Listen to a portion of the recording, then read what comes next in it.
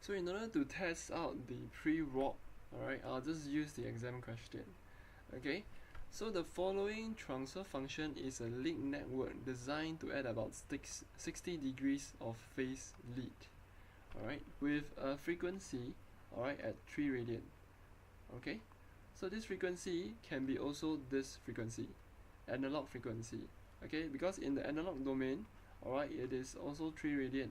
In the digital domain, it is also 3 radian because frequency is just frequency, if you still remember. But because although they are same frequency, but because in the analog and digital domain they are governed by different formulas, so therefore the outcome will be slightly different. Therefore we will require pre-warp. And I will not do this stuff because there's nothing about pre-warping. So I'll just straight away jump into bilinear with pre-warping, where bilinear is your trapezoidal, or you can call it a tasting. They all share the same name but has the same meaning. So in order to start, let's just start off with something first, okay? So I'll just remove these things first, alright? But before I go on to doing the pre-warping, I just want to give you a perception of one thing. So what is the perception? Your 60 degrees phase lead. Alright, where does this thing comes from? And in fact, there is no 60 degrees phase lead. In the end, alright, by using this formula in the analog domain, alright, we can only get 54.95 degrees of phase lead. Alright, so maybe they will say that maybe it's like a safe rule, so 54 is near to 60 degrees phase lead. But anyway, the 54.95 degrees is the phase lead that we will want to achieve. Okay, so in order to achieve this value, alright, we will require pre-warping in the digital. So in the analog, I've calculated this. Okay, so in order to show you how this degree is being calculated, so I'll just do an example. So this, if you still remember I'll just paste the equation. So you know that your omega is equals to 3 radian. I'll just paste it over here. Okay, and then we know that this equation, we also need to use this lah. Okay, so I'll just paste it over here.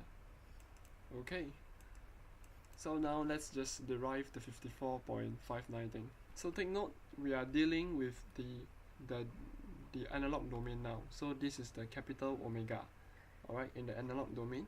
So what we can do is just simply sub in as j omega plus 1, and then 0.1 omega j plus 1. Okay, so I'll just sub in my omega as 3 radian.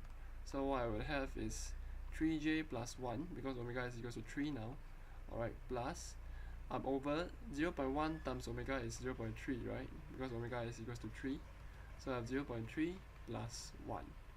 Okay, and then tangent inverse, if you still remember, this is the O, this is the A, okay, the O, opposite over adjacent. So this is imaginary, this is the real. So the angle is this angle over here.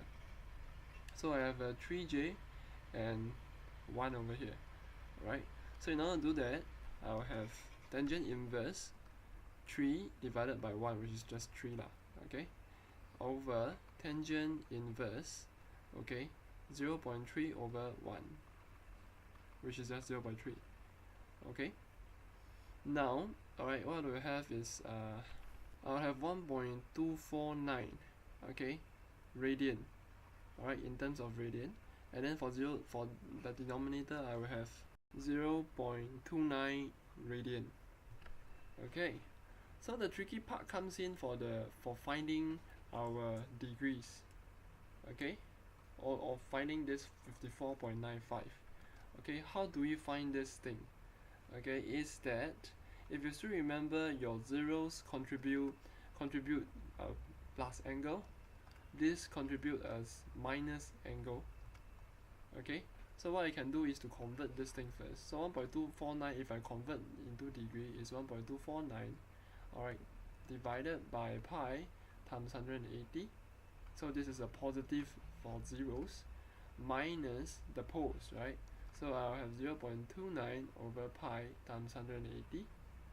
So what I will have is 71.56 degrees minus, alright, this thing over here, it's 16.61 degrees. And therefore, to a certain extent, I have 54.49 degrees. Okay, so in the analog domain, we have proved to you that there will be a phase lead between the poles and zeros. Alright, the 0 will lead the pole by 54.49 degrees. Alright, so the 0 will lead the poles by 54.49 degrees. Okay, so we're gonna, in the next video, alright, this particular video, because now I've taken 5 minutes of your time already. So in the next video, I will just do the pre-warping to sum up prove to you that the pre-warping method can help us to get this phase lag, this phase lead also. Okay, because without pre-warping you wouldn't have this value at all. Okay, so the purpose of us is to try to get that particular value. Alright, so therefore this 60 degrees phase lead is a bit misleading, because in fact the lead is actually 54.95. Okay, so I'll just clarify this thing first, and later on in the next video we'll do the pre-warping.